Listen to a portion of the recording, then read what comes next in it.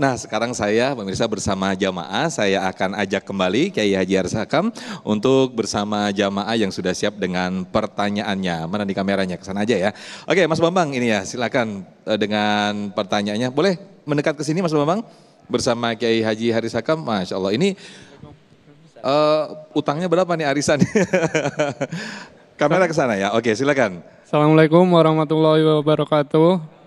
Waalaikumsalam warahmatullahi wabarakatuh. Bismillahirrahmanirrahim. Rabbi israh li sadri wa yassir li amri wahlul 'uqdatam min lisani yafqahu qawli. Amin. Pak Ustadz, perkenalkan nama saya Bambang dari Jakarta Pusat.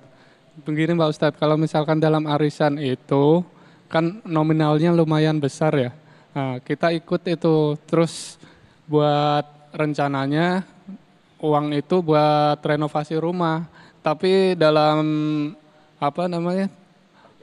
perjalanannya itu kan ada himpitan ekonomi ya, kebutuhan ya. Nah, terus kita minjem ke sana ke sini itu sama nggak itu buat peruntungan hidup kan? Nah, itu hukumnya bagaimana itu? Boleh atau tidak begitu ya Mas Bambang boleh ya? atau tidak itu? Oke. Baik Mas Bambang dan hadirin hadirat para pemirsa. Kalau masalah ini jadi berkembang karena memang angka yang dijadikan nominal arisan itu besar. Perjalanannya ekonomi sedang drop, kemudian cari pinjaman sono kemari gitu. Betul. Apakah pinjaman itu diperbolehkan? Jawabannya hutang itu boleh apabila aset seseorang itu lebih besar dari hutangnya. Maaf ya, hutangnya kira-kira Mas Bambang berapa? Kira-kira hutangnya. Taruhlah 2 juta. Utangnya 2 juta. Mas Bambang punya motor? Punya. Boleh, karena motor harganya lebih dari 2 juta. Nah, jadi ini sama juga kan orang yang arisan haji, arisan umroh. Arisan umroh biasanya, kalau haji terlalu lama 30 tahun. Dalam arisan yang etnis kedaerahan umroh gitu. Boleh nggak? Boleh, kan itu. Atau orang yang menggunakan dana talangan umroh dari bank-bank syariah, boleh nggak? Boleh. Apabila asetnya lebih besar dari pinjamannya. Yang haram itu pinjaman lebih besar dari asetnya. Ngomong-ngomong udah nomor berapa dapat arisannya? Lagi nunggu-nunggu ini sebetulnya ya. Oke, silakan kembali ke tempatnya Mas Bambang. Nah, sebetulnya yang menggiurkan itu Kiai ketika arisan itu semakin besar jumlahnya.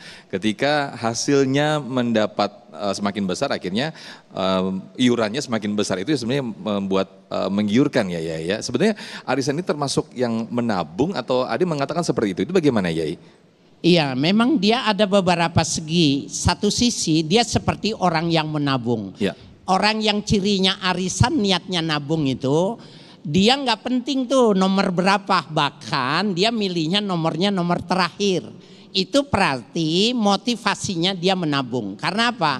Karena dompetnya, karena tasnya bolong. Jadi nggak bisa nyimpen duit. Bocor ada terus ya. nggak yang ibu-ibu yang bocor? Saya Ustadz. Ya, Ustazalina. Ustazahnya yang dompetnya bocor. Biasanya orang yang idenya semacam itu dia niatnya menabung.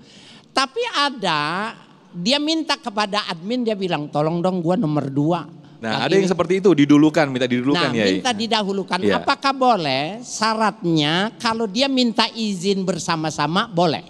Tapi kalau dia bayar nih, dia kasih tip besok saya yang dapat deh, saya mau nikahin.